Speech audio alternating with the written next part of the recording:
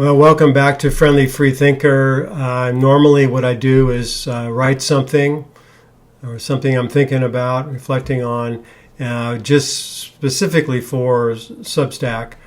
And this time I thought I would maybe do a series where I'm reading from one of my books, either an introduction or one of the chapters, because these books don't get around too much, and they're collections, most of them are collections of my newspaper columns. I've been writing for the Asheville Citizen-Times now for almost 10 years, and that gets out in the USA Today network.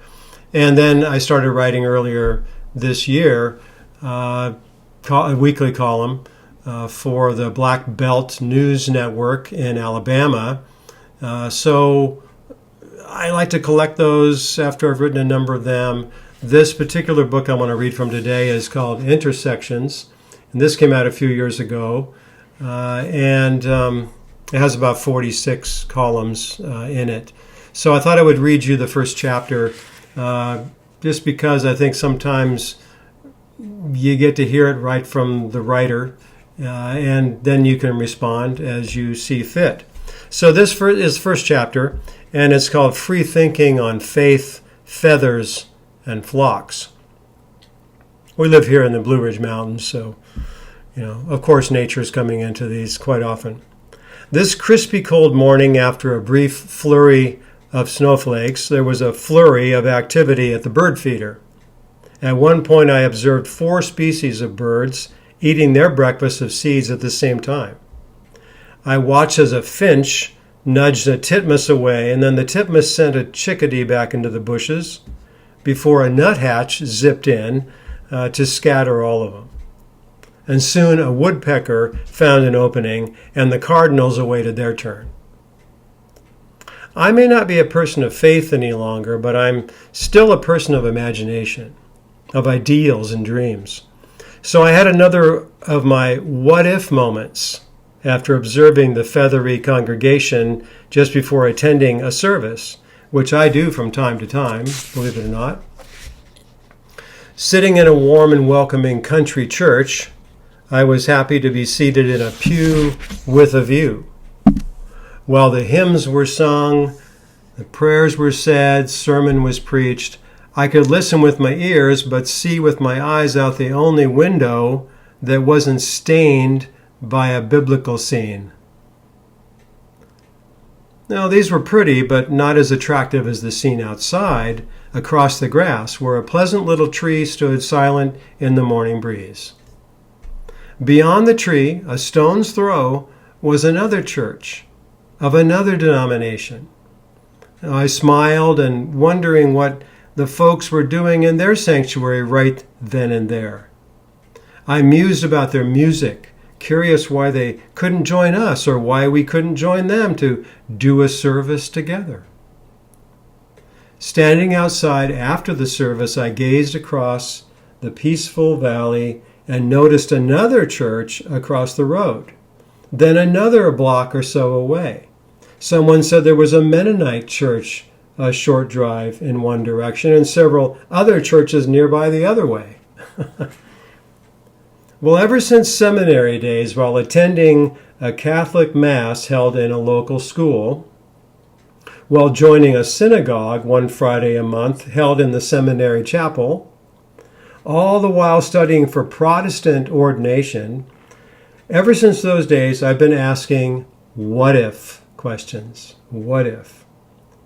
Well, given that a town or a countryside is dotted with congregations, each with a unique name, a denomination, each claiming a special identity, handing on traditions while hanging on to exceptional relationships with God, they understand God as they understand God.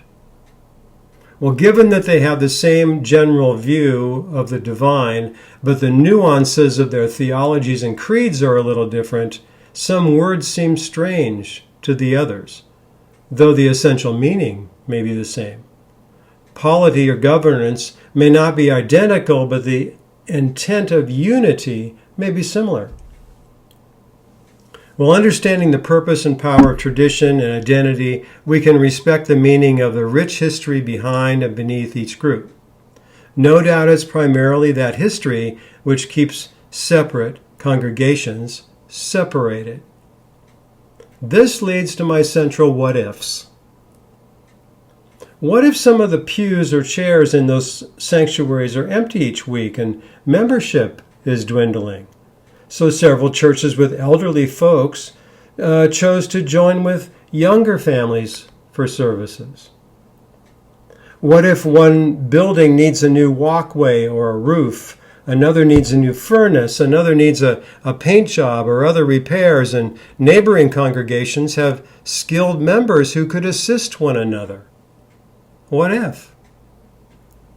What if several congregations are struggling to pay pastors or other staff? So they coordinated their leadership, sharing pulpits and costs. What if a local family needed assistance and it didn't matter if they belonged to this or that congregation or to any congregation, so resources were pooled to help them? What if?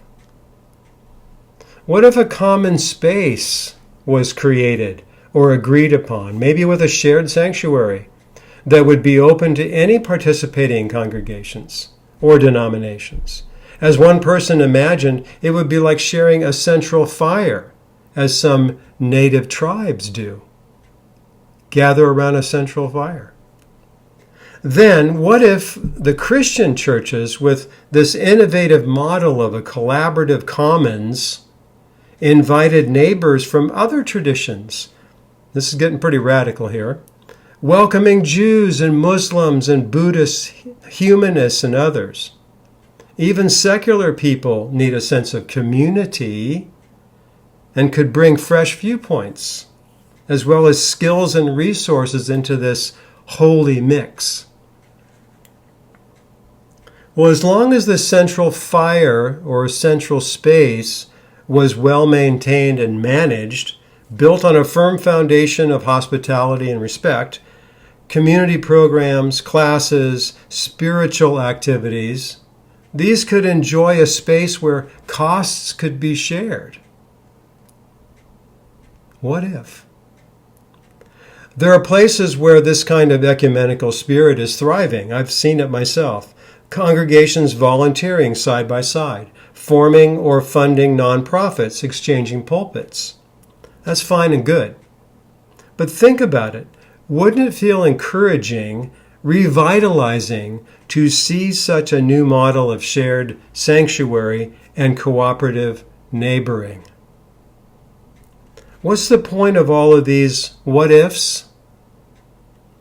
What-ifs can lead to why-nots. Why not?